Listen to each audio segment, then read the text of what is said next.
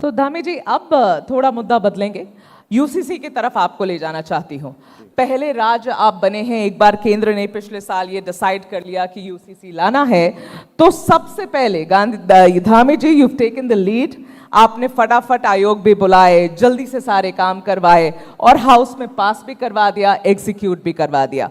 अब आप, मेरा सवाल आपसे यहां पर यह है कि आपके हिसाब से अब तो ये एग्जीक्यूशन हो चुकी है, क्या प्रभाव पड़ा है उत्तराखंड के लोगों का यूसीसी के आने के बाद? पहला सवाल। दूसरा ये कि भाई आपके जो विपक्ष के लोग हैं उनका ये कहना है कि इस लॉ में काफी खामियां हैं जिसकी तरफ मुख्यमंत्री का ध्यान नहीं जा रहा है। और इससे पहले कि आप इसका जवाब दें, एक सब क्वेश्चन अनूप का भी है, तो एक ही साथ आप बताएं हमें विस्तार से, क्योंकि यूसीसी एक मुद्दा है सर, उस पर तो हमें बात करना बहुत जरूरी है।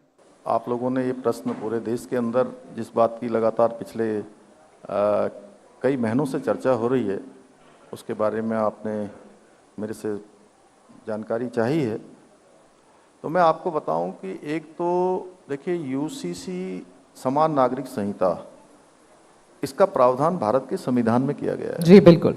भारत के संविधान के अनुच्छेद 44 में इसका प्रावधान किया गया है कि राज्य इसको लागू कर सकते हैं। हमने संविधान सम्मत काम किया है, पहली बात।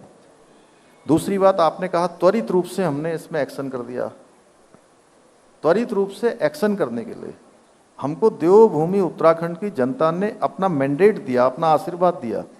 हम प्रधानमंत्री श्री नरेंद्र मोदी जी के नेतृत्व में हमारा 2022 में यहाँ विधानसभा का चुनाव हुआ, और उस चुनाव में जाते समय हमने देवभूमि उत्तराखंड के लोगों से कहा, एक अपना संकल्प रखा, हमने वचन दिया कि हमारी सरकार गठित होती है, आप हमको मौका देंगे तो हम सबसे पहले उत्तराखंड में यूसीसी लागू करने के लिए शुरुआत करेंगे, वो काम शुरू कर देंगे।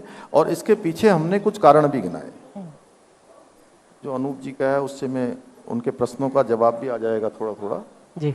हमने कहा कि उत्तराखंड देवभूमि है, उत्तराखंड 4 धामों का प्रदेश है, उत्तराखंड गंगा यमुना का प्रदेश है, उत्तराखंड वनों से आच्छादित है, 2 अंतर्राष्ट्रीय सीमाओं से लगा हुआ प्रदेश है।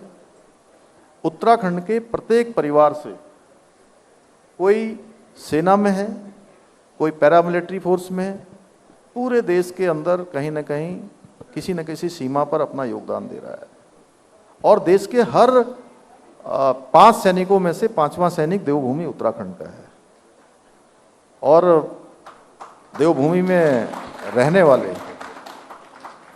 हर वर्ग, चाहे वो किसी वर्ग का होगा, किसी जाति का होगा, किसी पंथ का होगा, किसी समुदाय का होगा, हम सबके लिए एक समान कानून लागू करेंगे जी। और देवभूमि उत्तराखंड की जनता ने एक जो यहाँ मिथक था कि हर बार 5 साल में मेघा जी सरकार बदल जाती है, तो जानते हैं, आप भी जानती हैं। जी जी बिल्कुल। हर 5 साल में सरकार बदल जाती है। इस बार भी लोगों को, चूंकि मैं तो चुनाव से ठीक 6 माह पहले मुझे जिम्मेदारी दी गई थी, और बहुत कम लोगों को, बड़े बड़े हमारे जो राजनीतिक विश्लेषक भी हैं, मैं उनको राजनीतिक विद्वान कहता हूं, लोगों को बहुत कम उम्मीद थी जी यार। और हमने जो है बहुत लोगों को सामने सामने जाते भी देखा, आते भी देखा। कई सारे अनुभव छोटे से कालखंड में मुझे हुए, लेकिन देवभूमि उत्तराखंड की जनता ने ये सारा बदल दिया और दोबारा सरकार में हम लोगों को आने का मौका दे दिया। और हमने भी वचन निभा दिया, प्यार दिया आपको। हमने वचन निभा दिया जी अपना। हमने जो वायदा, मैं इसलिए नहीं कहता हूं कि वायदा तो टूट जाता है, लेकिन वचन हमने अपना, बाकी लोग पीछे पड़ गए धामी जी, आपने लीड ले ली, यहाँ पर भी लीड ले ली।